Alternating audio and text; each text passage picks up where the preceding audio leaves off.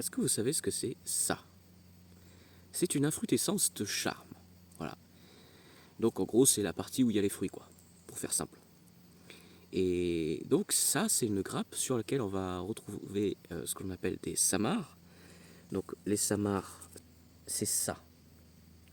Voilà, donc ça c'est le, on va dire le fruit. Donc vous voyez, c'est une espèce de graine avec une feuille comme ceci.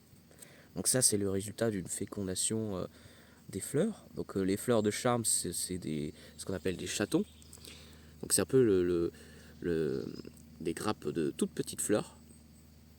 Et il faut savoir que sur un charme, il y a des chatons mâles et des chatons femelles.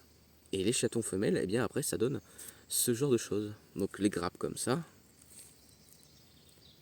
Et ensuite, sur ces grappes-là, on a ce genre de choses. Donc voilà, ça c'est les fruits tout simplement.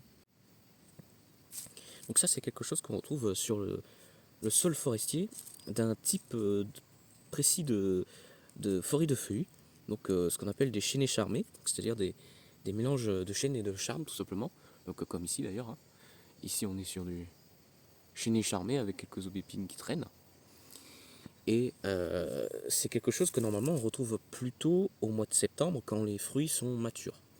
Là, ce qui se passe avec la canicule, c'est que les arbres font comme toutes les plantes, ils passent en mode survie et donc ils priorisent en termes d'alimentation plutôt tout ce qui est feuilles et troncs, donc vraiment ce qui est vitaux. Et donc ils ont tendance à délaisser une partie de leurs fruits, donc vous pouvez déjà commencer à en trouver au sol. Sinon, vous voyez, bah, il peut y en rester encore pas mal dans les arbres. Et du coup, ça peut vous aider à identifier. Et vous voyez, celui-là notamment, bah, ce charme-là, il est bien garni.